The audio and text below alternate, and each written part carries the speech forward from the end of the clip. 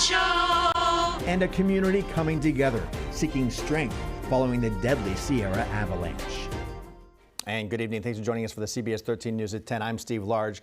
We begin tonight with that emotion-filled memorial to honor the lives lost following the Sierra Avalanche. It comes a day after the 9th body was recovered from Castle Peak. Your reporter covering Nevada County, Kayla Moeller, is in Truckee with the community seeking strength to push forward. Hundreds of people gathered in downtown Truckee for strength, unity, and remembrance of the 9 people who lost their lives in the Castle Peak Avalanche. Before we had even begun to process that pain, the mountains brought us more. A community in mourning as the vice mayor of Truckee opened Sunday night's memorial with the tragic start to the year for the town. More than a dozen people have died in the area since the start of the year, with 9 lives claimed in the Castle Peak Avalanche. We focus our hearts on those who are hurting most. Grief has a way of making us feel very small and very isolated. My deepest hope for tonight is that you feel the opposite. Hundreds of community members and neighbors showed up to honor the 9 victims. I think Truckee's an incredible community.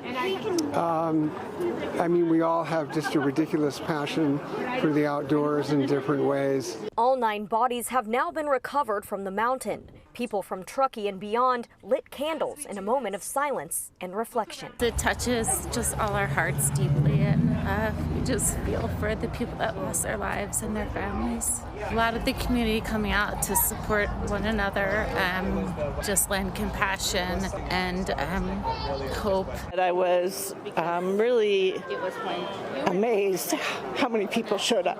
Sally Lyon is a longtime Truckee resident.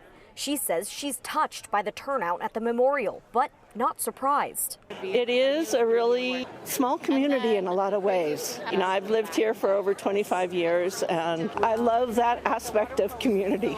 And we know that some of the passions are dangerous. There's a real sense of helping one another out. 9 hearts on display for the 9 victims. 6 were clients on the 3-day skiing trip. The other 3, their guides. The families carrying those losses bear a weight that is unbearable.